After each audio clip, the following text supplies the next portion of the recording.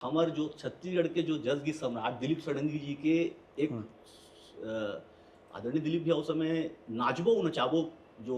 सोनू निगम जी के album risk खोचे मोंगरा वो उस समय बहुत हिट हो रही सन 2000 में पहला वो सब लोग याद है। हाँ। मतलब वो गाने से सुन के लगे कि हाँ। इधर ब्रेकअप हो गए कहीं के। बिल्कुल अब हाँ। वही एल्बम जो हिट हो रही तो ओकर बाद भैया ला भी एक अलग स्टारडम में चल गई दिलीप भैया भी तो भैया ला कार खरीदना रही और ये जो मोर दोस्त रही एकर ड्राइविंग स्कूल थी Chhattisgarh expert motor driving school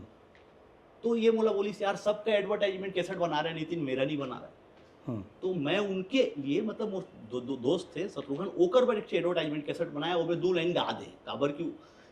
boss वही रही भाई सब पूंजी में लगाए थे ना तो ओकर पर स्पेशल बनाना रही तो ओकर पर 2 लाइन में गा दे 2 लाइन गा दे तो अब देखो कनेक्शन कैसे किस्मत कनेक्शन कैसे जुड़ता है दिलीप भैया वहाँ कार सीखेगी जिसे कार में बैठी ओकरे कैसेट जो मैं एडवर्टाइजमेंट में बनाए रहे स्कूल वाला वो कैसेट ला वो देख में हाँ बजिस दिलीप भैया सुनी अरे ये किसका आवाज है बड़ा अच्छा आवाज लग रहा है ये तो किशोर कुमार जैसा लग रहा है अब पहली 90s के समय कहा है कि कोई भी गायक ना कोई ना कोई गायक से प्रभावित होकर ऑर्केस्ट्रा में आते रहे ओकर से पहले मैं ऑर्केस्ट्रा में गात रहे हिंदी ऑर्केस्ट्रा में करत रहे